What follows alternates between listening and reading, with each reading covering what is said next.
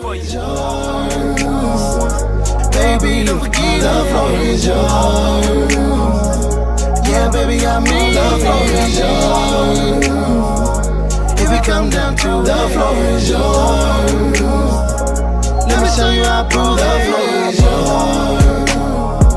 The floor is yours. The floor is yours. The floor is yours. The floor is yours.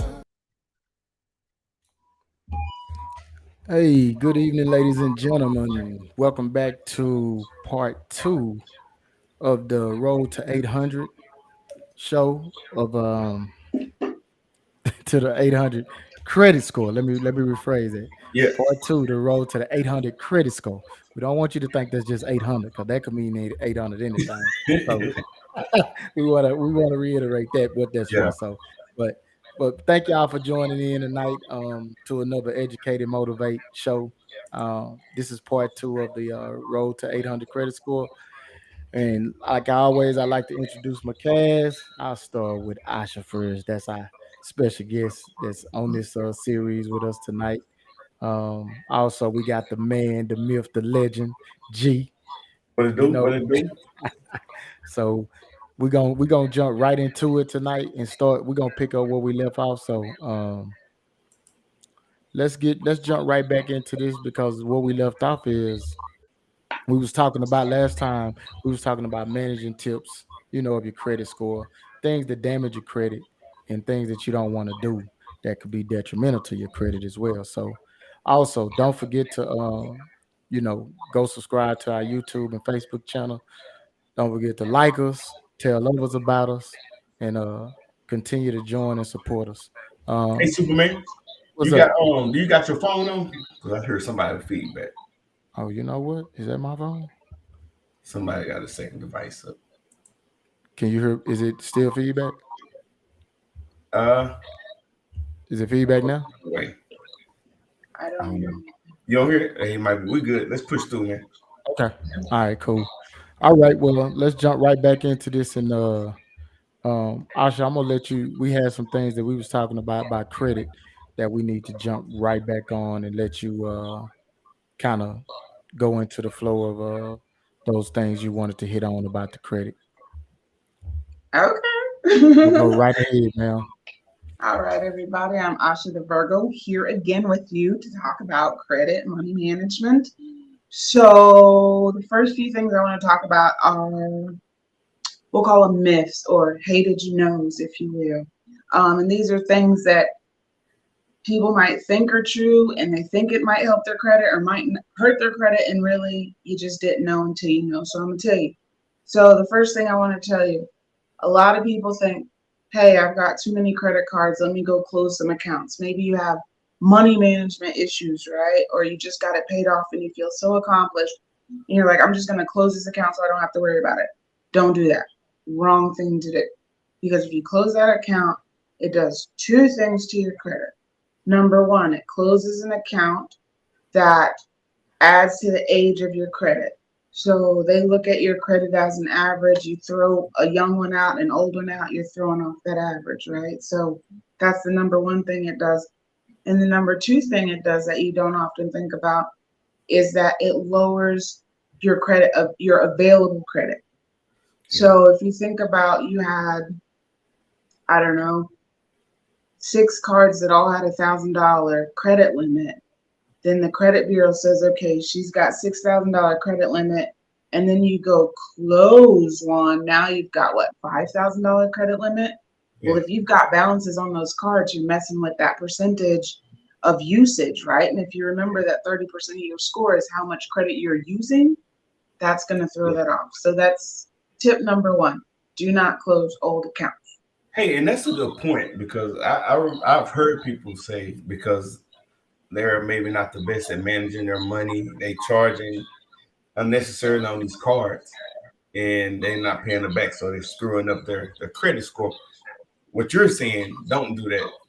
Before anything, would you recommend what they just leave that card at home if they struggle with Money man? management. Yeah, so I have my own struggles, right? I have my own struggles. I have a credit card that's hiding somewhere. I got one stuck off in the middle of my wallet that I hope I forget about in case there's an emergency, right? But if you cannot manage your credit card, but you want to manage your credit, right? You have to find a way to let that go. So I would personally cut the card up, right? And don't use it, but you can't not use it because that's tip number two. If you don't use your card, the bank might close your account.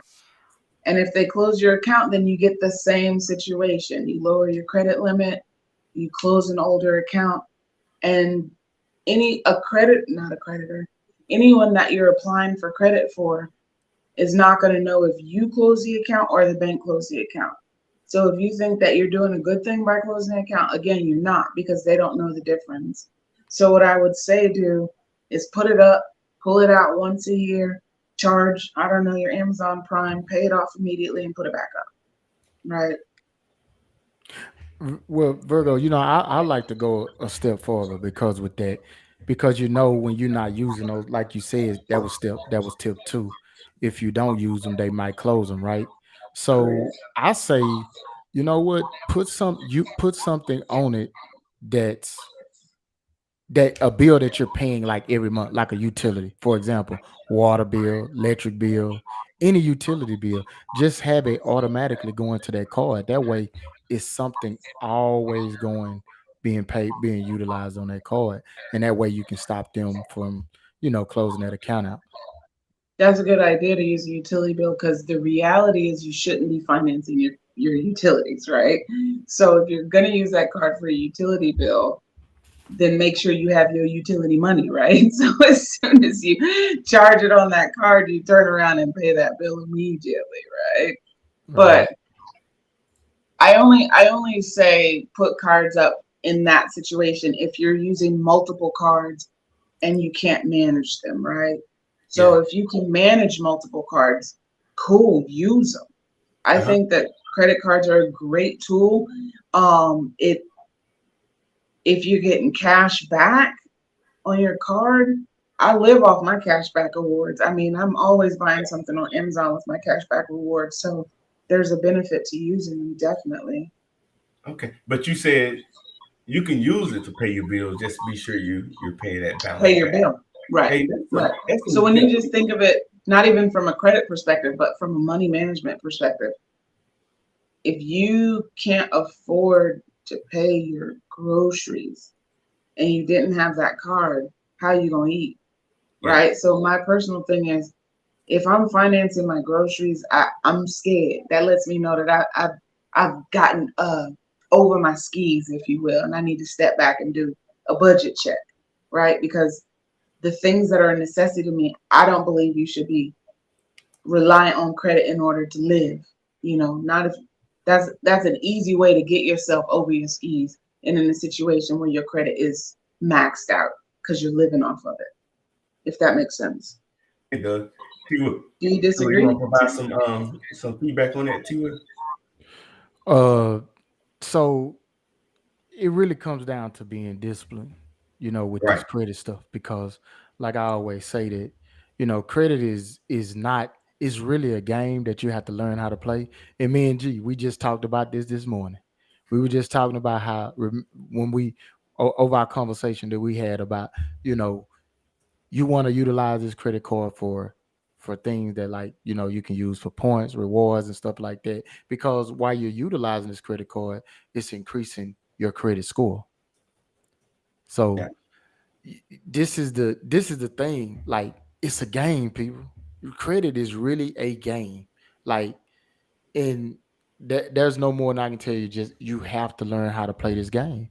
And I mean because they're not going anywhere no time soon. These credit bureaus. So we just have to learn how to play this game, this credit game, so we can maintain our credit and be able to utilize it the best way we know how and get whatever we want to. You know what I'm saying? Because you have to by using this credit, you can.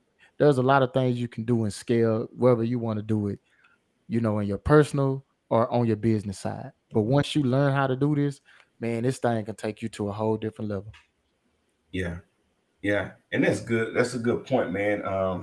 The myth piece, and I'm glad that we started the conversation about the myths because it reminds me when we were in the military, T. Will, how we call people those barracks lawyers, and sometimes people got some good intentions and good, goodwill. They want to Yeah. help you, but they giving you a lot of misinformation. So that first one that Asha started with about closing accounts if you're not using. Hmm. Um, Asha, that was a good point that you made. Do not, do not close those accounts. If Yes. you can't manage your money right, put those things up and you save it for a rainy day. And that's Yeah. something that we actually going to talk about later on in the show. Don't close those accounts. Yeah. According to Asha's first myth, keep them open. Put it out of sight. The old mindset, out of sight, out of mind, and that way you ain't got to worry about spending it. But you have to use them. You have to use them to Yeah. stop them for stopping the creditors from closing them out, Well, because that's a good. they will close your account out if you don't have any activity on them. So that's why I say, regardless if you're paying a bill on them, if you putting gas on your car, Yeah. you buy put use it on something that you're gonna be paying from your account. Which I'm a big advocate of not using no debit card anyway. Yeah. So So I told my niece, I was giving her a couple of tips a couple weeks ago, and I was telling her to put our Apple Music on there and just pay it off and just put them up and don't use it. So and it's plus you can set automatic. that up, yeah, as an automatic payment before the due date, before the billing cycle date, and Yep. she didn't have to pay interest on it. So yeah, what's the next one, Asha? No, we can't hear you. I think you sound out, Ash. No sound. I think you out of there. Yeah, But she had, so her next one was how to dispute information on your credit report. She back in. Can you hear us can we hear you now? now? Say something. Mm-mm. Nuh-uh. Yeah, go to your settings and try it. But we'll go here while you're working on your Yeah, settings. we're gonna go down your list. We got your list, Asha. So we'll just move on.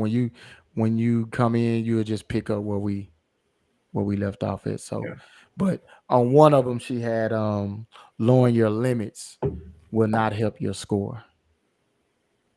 Lowering your limits will not help your score. That's yeah, yeah. So some people saying that they don't need $10,000. Hey, I only need Oh nah, that's 5,000. why I Yeah, didn't make. That's why I looked at that like that, because I'm like, lowering your limits. Why would you lower your limits? yeah, You want to have them big limits.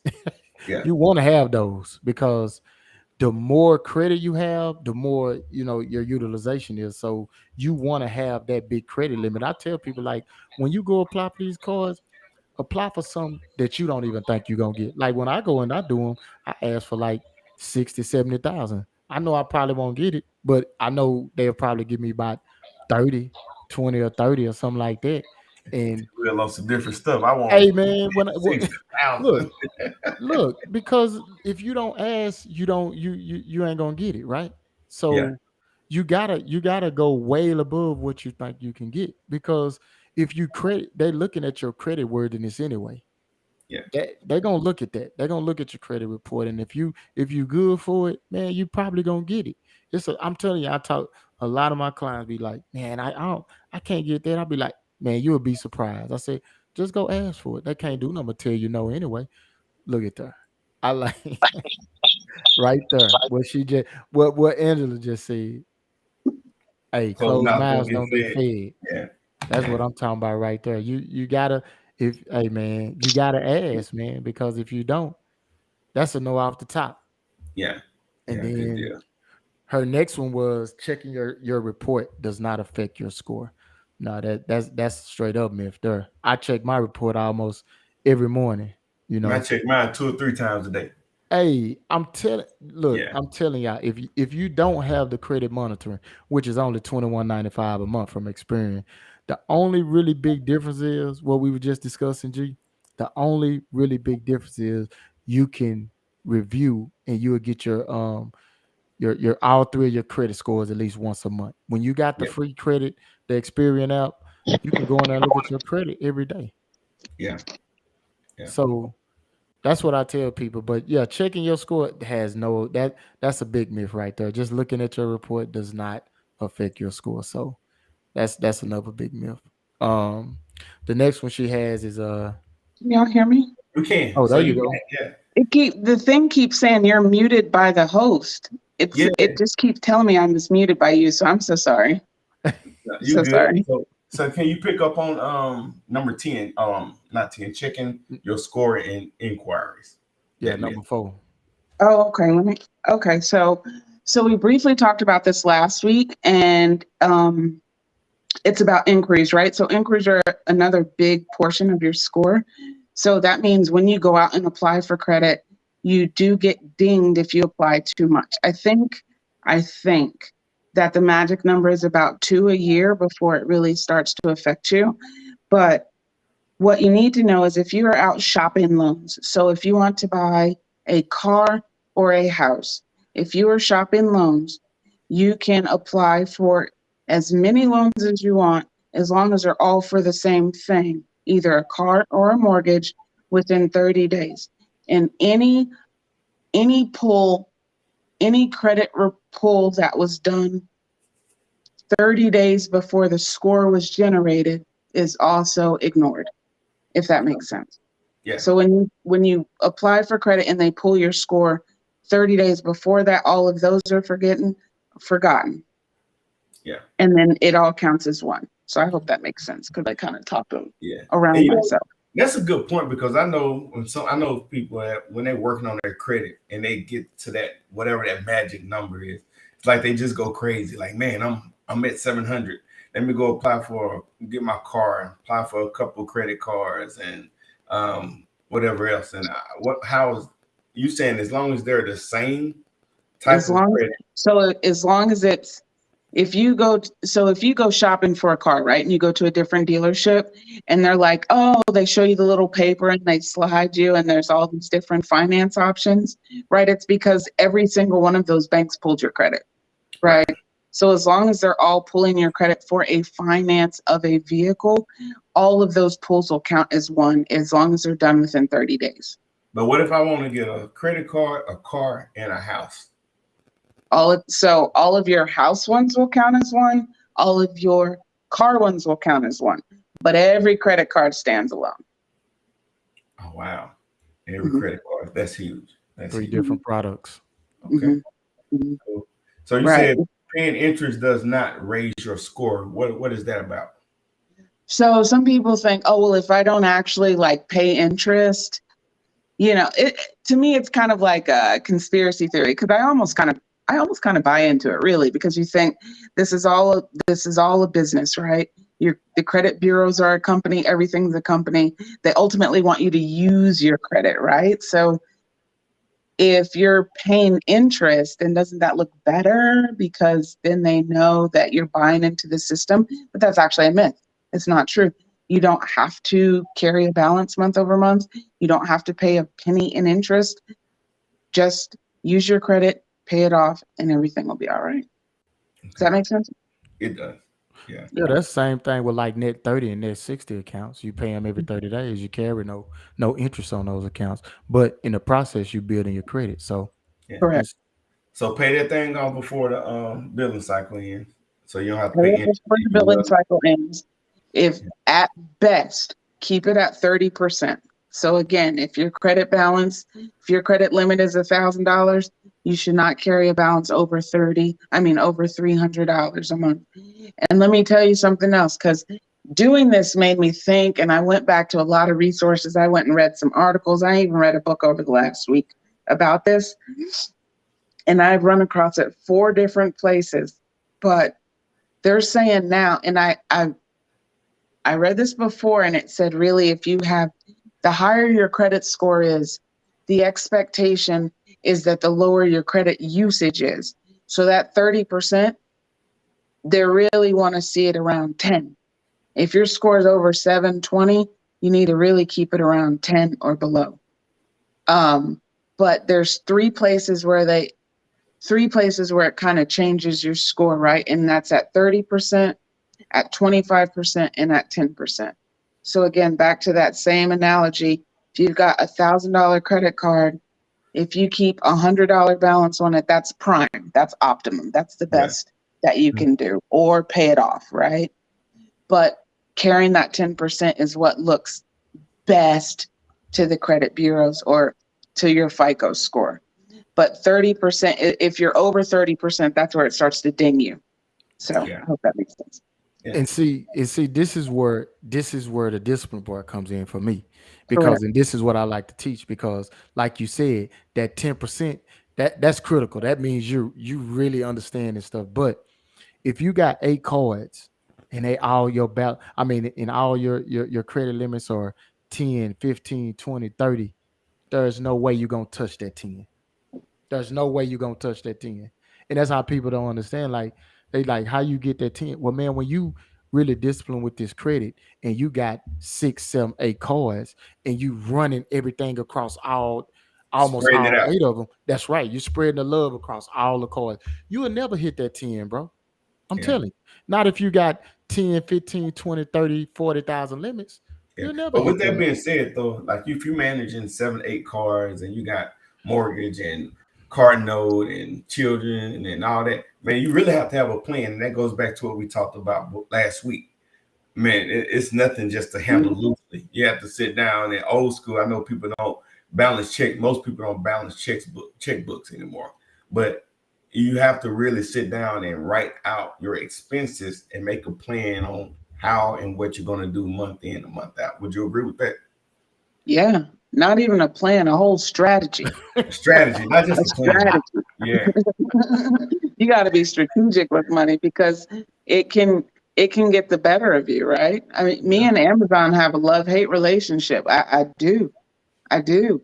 yeah. But So, it don't have to be like an elaborate strategy. It could be a simple Word document, a piece of paper, just something that you are tracking your expenses and the dates that each credit card is due, when your bills are due, so you can put it on there. Because if not, and this has been my experience, I end up with a late fee for my electric bill. Now I'm paying interest on it because I put it on my credit card and didn't pay it off before the billing cycle. Now that $120 electric bill with the late fee and the interest now is looking up over $150, So, that's one way we just wasting money. So I think it's very important from my experience that we write these things out and actually pay attention to them and tend to them throughout, not just once a month, but throughout the month, to make sure that you're holding up to the plan that you set out to so accomplish. I do that every month. Look, I can even show you. See, every month I write it out, type it out, cross it out. It clears the bank, the whole nine. I got to do it in paper. I got to use a pen. I need that tactile Yeah, response of that's like the old school. taking the time to do it. I should You go and have to manage do my books for me. But hey, we got this question right here before we move to other myth. Hey, appreciate you, Nikki, for the question. She says, last week you mentioned going to the dealer with pre-qual. She said this should be our approach standard with vehicles and homes. hmm Yeah. When it comes to a vehicle, you should already obtain your financing before you go, right? Because, like I said, when you go to the dealership, they're just going to keep running your credit over and over and over, and they're going to offer you what's best to them, not necessarily what's best for you. Yeah. They're seeking an approval. That approval doesn't mean it's what's the best terms for you, the best interest that you can get. If you have a relationship with your bank, a good relationship with your personal bank, that might be a good place to start, or a credit union, Yeah. to try to get the best rate. And again, you get the best rate with your best credit. But if you walk into a dealership already with your financing in hand, you can save the 3 hours they have you sitting in the back while they keep walking back and forth asking you, do you want popcorn and coffee? You can save all of that. Walk in there ready to go. Yeah. Yeah. And hey, appreciate Ladybug. She says one of the major things with credit and most things in life is discipline. And again, Yeah. it is. I got a lot of things that I prefer to be doing, other than tracking my expenses. It can seem mundane sometimes, but I'm telling you from experience, it saved me heartache and money and whatnot. And the thing is, once you get it set up and you do it a few times, my experience is that it becomes second nature. And I Yep. almost enjoy it. It's a challenge to me. I'm really working now, like how can I get this credit, my credit score? Yep. It's and it's personal too because like like Asha just showed, she do everything by hand. You know what I'm saying? I do everything by spreadsheet. I just gotta have everything electronically. I Yeah, have Oh, to. it's a You know, spreadsheet too. Just oh so you you know, gotta I write. It's a spreadsheet, and then I physically write. oh you write it out. So you do both. Yes. I got all these calculations in this spreadsheet, and so I just plug in numbers and let it do it on its own. So every week I visit this spreadsheet probably at least one time a week. I look at this spreadsheet and make sure these dates correlate with what I'm doing, yeah, and then to make sure numbers are coming out and make sure I'm on point with everything and everything is set up. I got auto pay on everything just in case I get so tied up and I forget. So yeah. That's good. So Janelle, shout out to Janelle. She's sick. She's supposed to be on here with us today, but she wasn't feeling good. But appreciate you watching and with the comments. She says creating a right on. visual strategy. She called a vision board helps you to achieve the goal because we tend to become what we see just as much as what we think. That's a good point. If you put it up there and you're watching it and you tending to it, you're probably going to be doing what you need to do to accomplish it. So I appreciate that comment. Yeah. So Yo. there's another one that I think is a real good one. You said when does the 7 years start? So for me, I'm gonna present it in a two-part question Okay. because we know these late payments and a number of other things on there for 7 years before they start falling off, I guess. But my Mhm. question for you is what you said, when does the 7 years start? And also, what if that account is in collections? Mm. So, so that's where we start to get into disputes too, right? With the Yeah. collection. So, number one, the 7 years starts. I'm going to read it to you so I do not flub this. The And we're seven talking about years 7 years of late of payments bad or credit. any 7 years of, anything. when you break the mirror, this is when it starts, right? When the glass hits the ground. Yeah. But it starts 180 days after the account first becomes delinquent. Not when it's closed, nothing like that, but 180 days after it goes delinquent, if And that what does that makes sense. mean? Not when the payment is late. Yes, after Oh, your first delinquency. okay. So So if the I first pay late my payment, the credit clock card bill starts. late today, 7 years from now is It when it'll that come that off. that late payment's going to be reflecting in your overall credit report, right? Wow. Now, Okay. the two about the most recent 2 years is what's going to be super impactful, right? Yeah. But the 7 years is is is how long things will last on your actual report.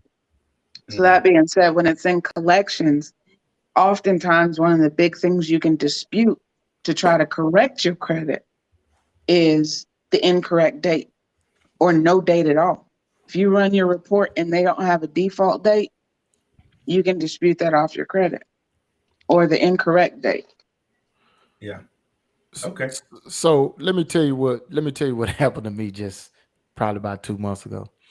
I was doing that for a client, and I'm still going back and forth with that because that's usually by USC. What is it? What's that code?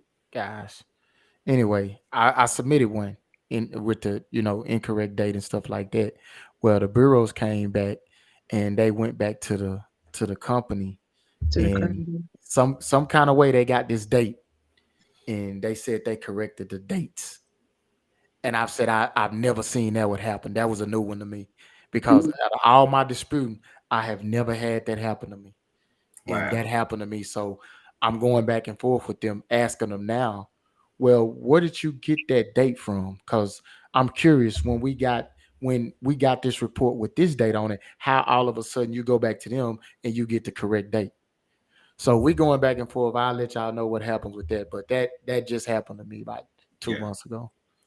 Yeah. And to deal with the disputes, right? Is it usually trying to find a technicality to make them remove it from your credit report? Is that what disputes kind of entail? Yeah, Can you want to answer that one? no, I was just making sure you heard me because I touched the button and screwed the whole Oh, thing up. but yeah, that's usually what it is, man. It's on their on technicalities because usually they don't report the correct information. And anything like this stuff has to be correct to a T. When they're reporting on you, all this stuff has to match up. Even if you got something with it, that's why those dates are critical. If you got a report that says one date, you got to know they're all. I mean, how can you have all these different dates if this Yeah, information is supposed to be correct? You know what I mean? yeah. So it's like they kind of screw themselves with it and they have to produce all these documents because number one, they're selling your account, which is they can't do that because that violates your privacy, the Privacy Act laws, right? You can't the Privacy Act information, you can't sell someone's information without their consent.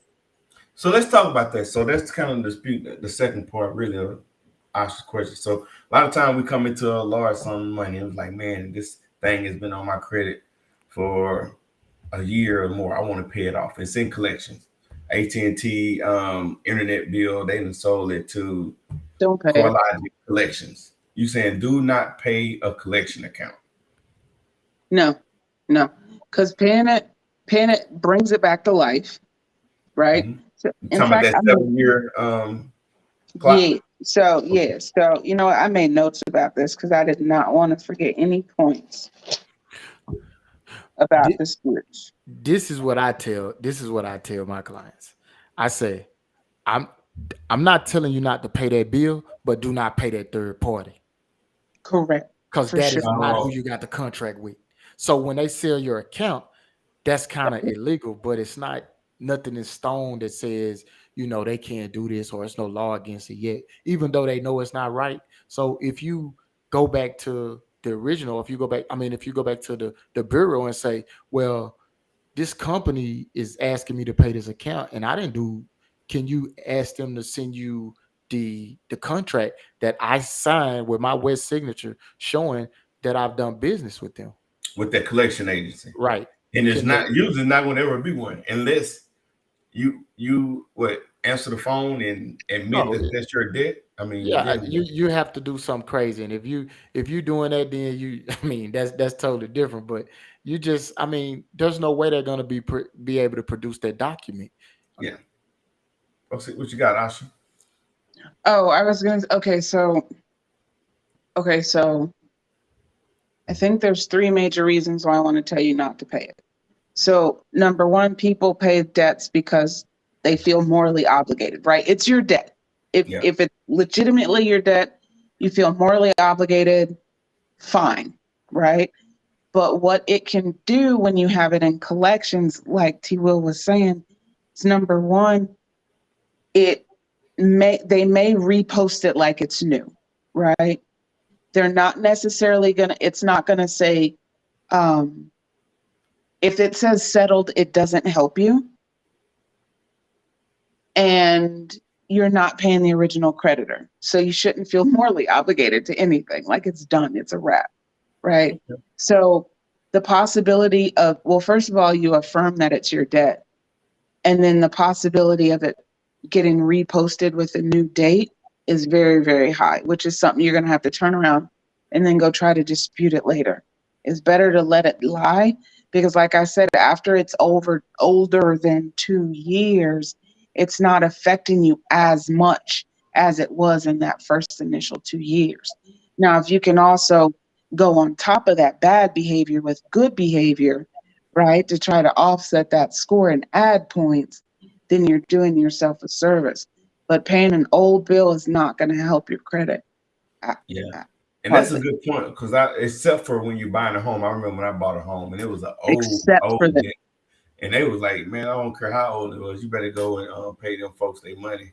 And then I need a letter of explanation on why you feel you don't need to pay Motorola sell the pager your pager Yeah. bill back from 1993, and I mean it was just that serious. So, but here's a question from Janelle. She said, comment. She said, paying no debt starts the 7 year clock again, and it legitimizes something that may have been otherwise disputed. So, Right. Yep. So that's what I was saying about affirming the debt. Because so so another thing about disputes, and I'm gonna tell y'all this happened to me, right? I call it lazy, call it financially immature, call it whatever you want to call it, right? I was like, I need credit repair. I'm just going to pay someone to do it. I don't feel like dealing with it. You think that makes no sense because I'm sitting here co-hosting a thing about credit, but whatever. I'm lazy. So I paid someone to do it. And the next thing I know, I'm sitting at home one day and there's a knock on the door and it's a process server like, you've been sued, hands me a paper and walks away. And I'm like, sued? For what? Right? Had a bad debt. It was my debt. And when the company went to dispute it, you basically poked the bear, right? It was just sitting on my credit politely, quietly in the statute of limitations. But in Texas, your creditor has, 4 years to come after you? So because the credit bureau, or because my credit repair company went to them and said, hey, I want to dispute this charge. Hey, I want you to validate this account. They were like, you know what? Since you want to screw with me, I can screw with you too. And they sued me. So Wow. that sucked. Yeah. Hey, so here's a good one right here. We hear a lot about medical bills and the what's the act in medical where they can't share your the privacy HIPAA. act, yeah, HIPAA law. So Yeah. Ladybug says, how are delinquent medical bills currently affecting credit since COVID? Did the government offer grace or should they expect God's grace and pay it? Hey, It's God's grace, baby. So if you remember, and I was actually thinking about this the other day too, so it's funny that you brought it up, but if you remember at the beginning of COVID, the very beginning, when they said it was in a press briefing and a reporter got up and said, well, how are you going to treat the homeless? Right? You say this is a national pandemic or an international pandemic and it's super contagious. What are you going to do about the homeless? And they had made a comment that if you went to the hospital for COVID, it was covered. Do y'all remember that? yeah. That's Yep. not true because I sure got a bill for, we just Well, went to the emergency for a COVID test and they sent a huge bill. But I say all that to say, no, the credit bureaus have made no consideration for it whatsoever. However, I did read an article this morning that had like, well, I didn't read the whole article. It had a headline saying that Equifax was thinking about how to accommodate for that and not ruin your score, but it didn't have a conclusion. So no, it's God's No, grace at this hold point. your breath on that. Yeah. Yeah, Yeah. God's grace. so I have one I done with a COVID file. And so I went back to the creditor and I wrote a letter to a client that I had. I wrote a letter for them and told them how, they've been affected by COVID, which was all true, all facts. How they, had they been affected by COVID, how they, couldn't pay bills and stuff like that. They had to pay their bare minimum.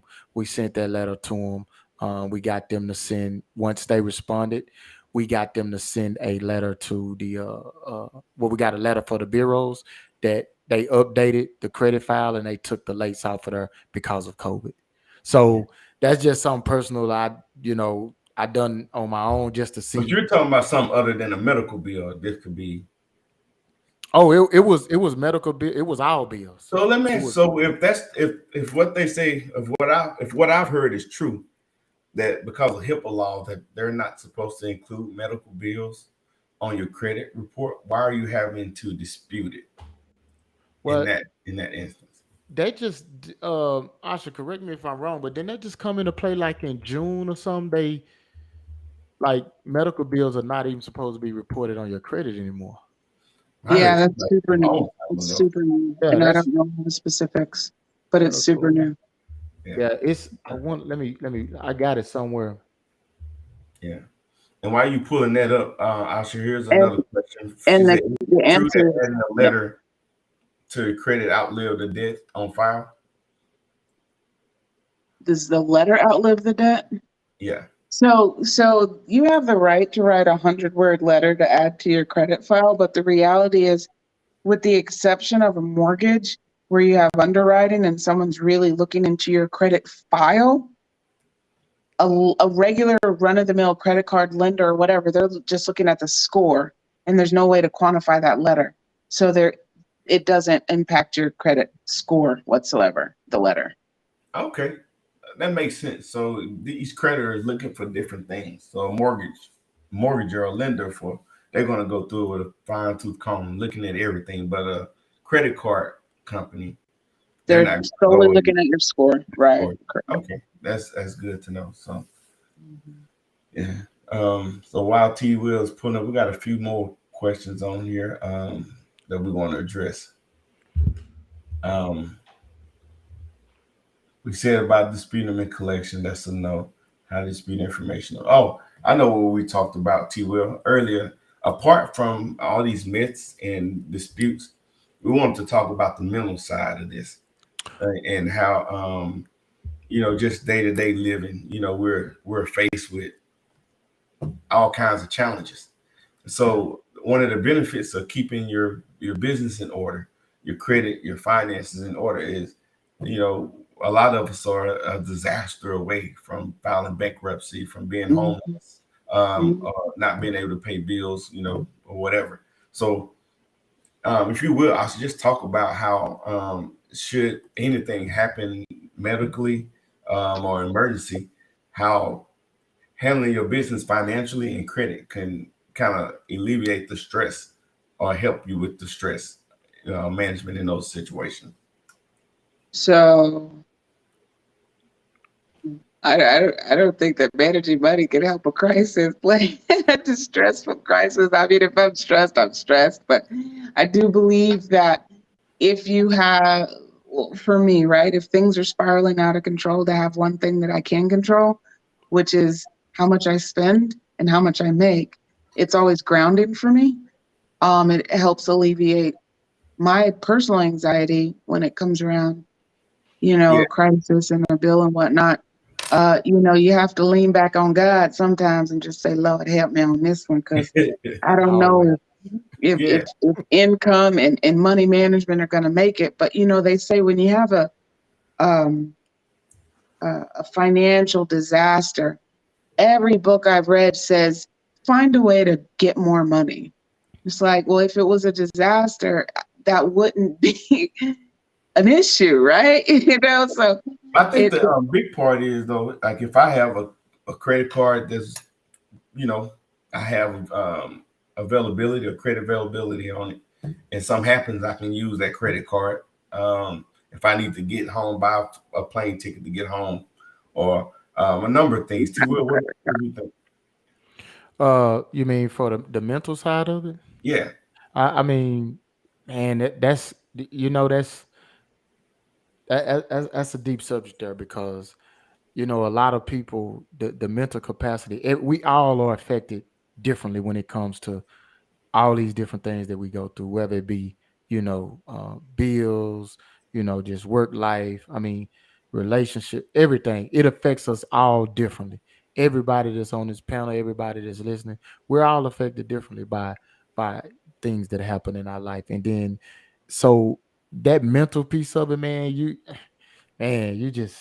got to be real strong out here, yeah, man. And you got to just persevere, man, and just know that things happen in life. They do. It happens to us all. Um, it just we all handle it different. But if I can tell, if I could put a spin on it, I would tell people just, it's if you just weather the storm, man, it's gonna be over at some point.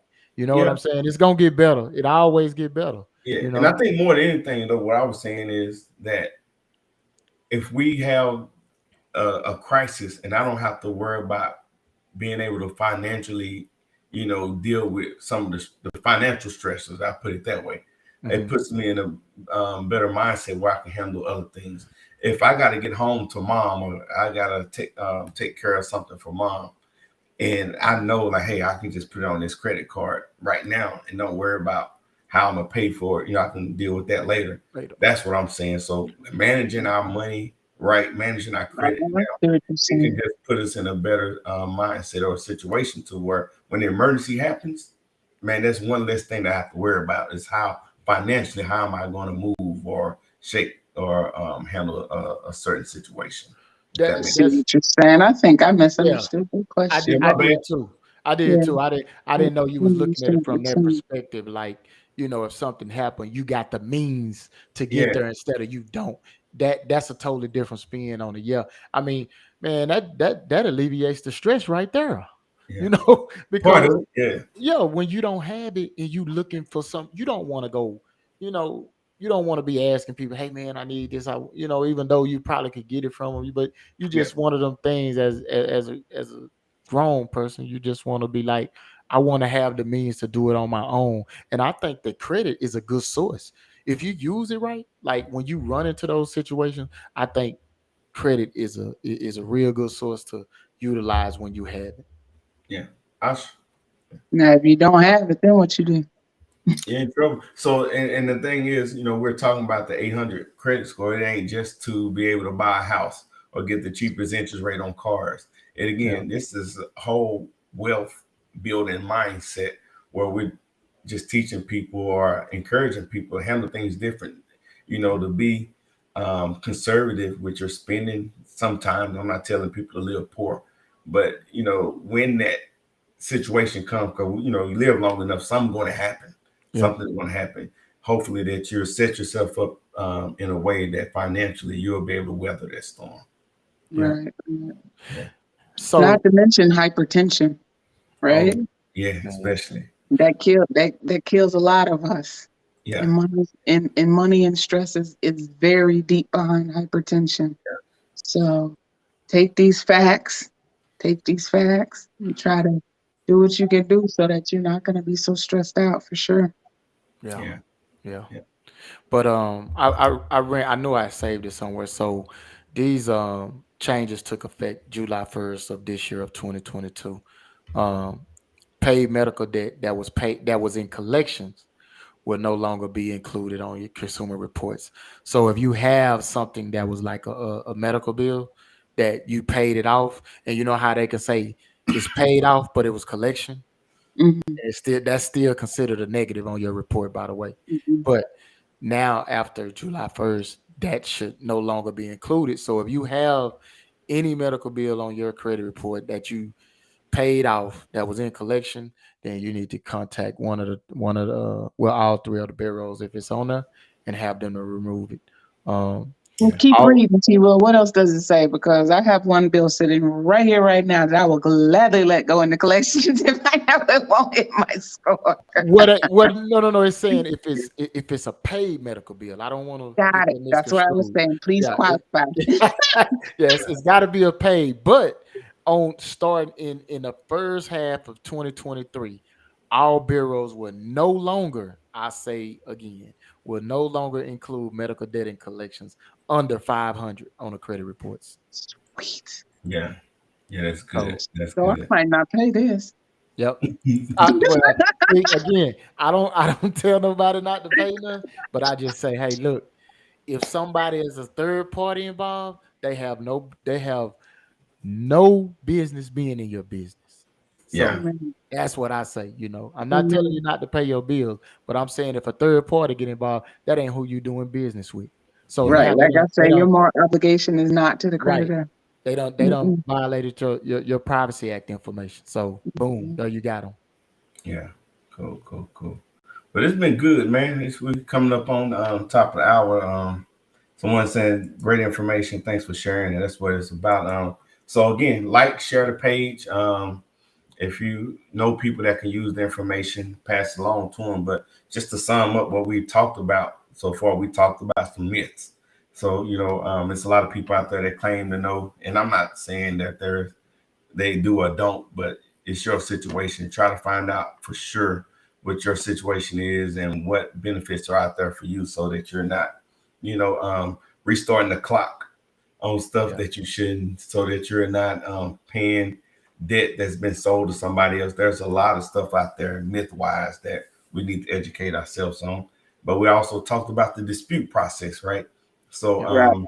man, it's a science to it, and it's not just writing a letter and telling these people like, "Hey, this ain't my debt, take it off." Like, get with the experts, T. Will and Virgo on the show, or the other people out there. They're not the only knowledgeable people, but understand the dispute process.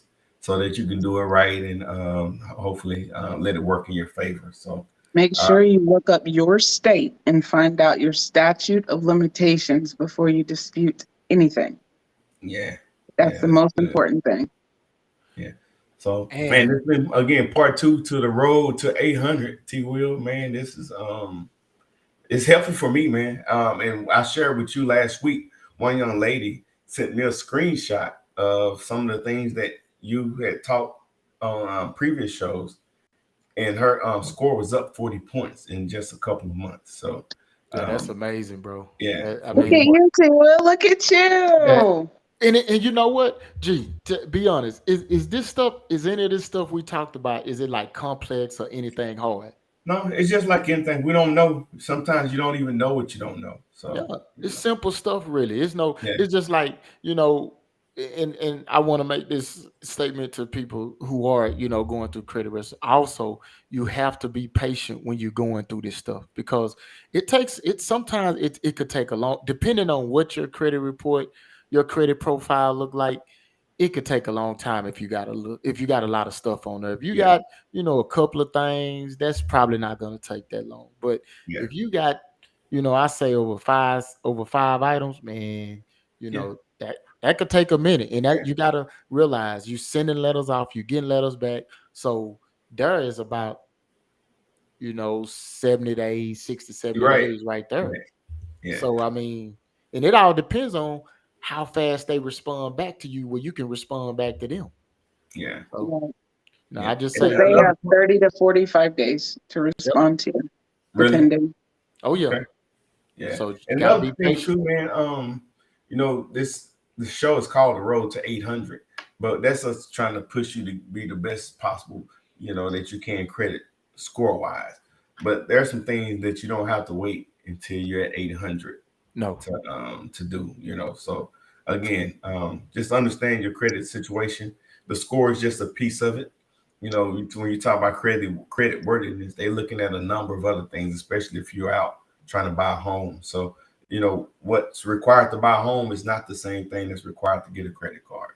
So just no, keep that in mind. And one thing that we'll touch in the future too is rental history, rental credit, because that counts as well. So Mhm. yeah, it's time for us to do some parting thoughts. I know T Will always got something deep to share, but we're gonna go with Virgo. Let us start it off. What you got? Ah, ladies first. Parting thoughts. My parting thought is this: when I was a child, and a teenager, a young adult, um, I wasn't taught credit. They didn't teach it at school. My parents didn't teach it. My parents were, we had some interesting financial backgrounds. Sometimes it was great and sometimes it wasn't, right? So my strategy was survival, Yeah, right? And I never, well, not never, that's a lie. It took me a long time into my 30s until it was like, oh, I can do more than just survive. And now it's time to figure out how to thrive, right? And the shadow of bad habits is very, very long. yeah, So what I want to stress to you is if you follow some of these things, it, like Tilo says, it's a long process and it can be a slow process, but it's well worth it. Um, and then you come out on the other side, financially mature adult, and yeah. it And feels let's get good. started, right? It feels good. Yeah, It just feels get so started. Just think if that had started last year, where they would be at now. mm, yep. So exactly, just get started. exactly. Take the time. Yeah, T Will, what you got, brother? Put in the work, man. I would say, man, I'm just real big on, knowing your finances, knowing your credit situation. This is stuff you should be looking at daily, weekly, whatever. I mean, this is for your own benefit.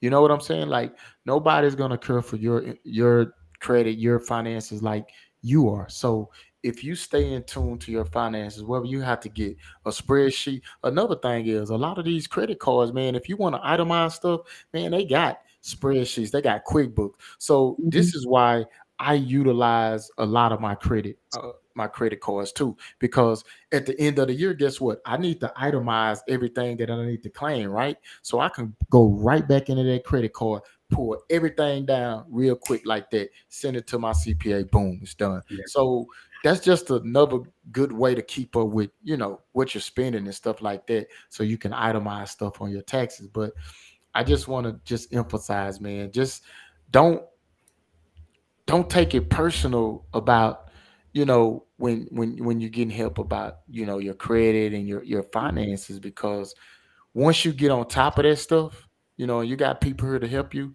that's really going to help you get on top of it. Once you get on top of it and stay on top of it, man, you trust me, you ain't gonna go through that again, because that going through that valley in your life, you ain't gonna want to go through that again. So I say, get on top of your finances, get on top of your credit, and man, get to wherever that is, 600, 700, 800, whatever that looks like for you, man. Just get on it right now.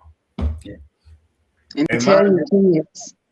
yeah, take care. Yeah. So and that was gonna be. I got a couple parting thoughts. One, we talked a lot about that what we were not taught when we were younger. But also, you made a great point is that you then use that as an excuse later on. You was like, "What can I do to better my situation?" And you took those steps, and now look at you teaching it, man. So, we're not our past. So Mm-mm. yeah, just put the work in. And the other thing is just realizing it's a process. We this is called the road to 800, but remember it's a road that you travel. So if you're at 5, you got to get to 6. If you're at 6, you got to get to 7. If you're at 7, then you got to get to 8. But also understanding what are you wanting that credit score for, because there can be a number of things in your financial situation that you may not be able to get a 800 credit score. But that don't make a 700 credit score shabby. You can do a lot of things with that 700, but more than anything, even though we call it the road to 800, we just want people to be credit savvy, you know, financial savvy, and realizing what Josh saw. T. Will, I shared this with you a number of times. Josh tell us that we can't work our way to wealth, but we can behave ourselves our way to wealth. So you can put in 80 hours a week, but if your spending habits are bad, you're gonna be in the same situation. You can hit the lottery, be in the same situation. There's a laundry list of professional athletes and celebrities that have made millions, but they sit on nothing right now. So it's really behavior, and like Ladybug said earlier, by having that discipline. So um, Discipline is the yeah, key. yeah. What we got coming up, T. Will? Hey man, we got another one coming up with well, Angie, we got some people coming up with, we got some realtors coming up from Belize that's gonna Yeah, kind of give us the game on, living abroad, what you need, what everything you need to know about living abroad. So that's coming up. Y'all tune in next week, check that out. And we're gonna come back to this 800 the week after that. We got I also want to emphasize on, we forgot one thing, y'all, that we forgot this. It was a tip. It was with, if when your credit score is low, and you don't have any credit, but you don't have any negative on anything negative on your credit.